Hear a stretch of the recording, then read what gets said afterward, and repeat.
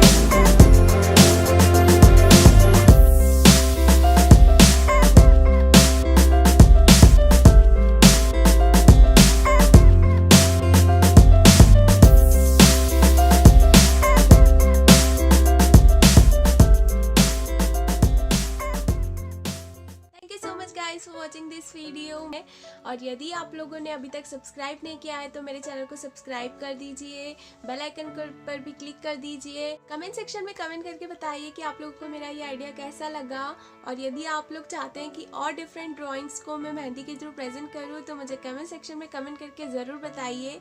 मेरे Facebook page और Instagram page को भी फॉलो कर सकते हैं @कीर्ति मेहंदी डिज़ाइन यूजर नेम के through. Thank you so much guys for watching all my videos. Stay happy, stay connected to Kirti Mehendi Design channel and have a great life and share as much as you can. Thank you.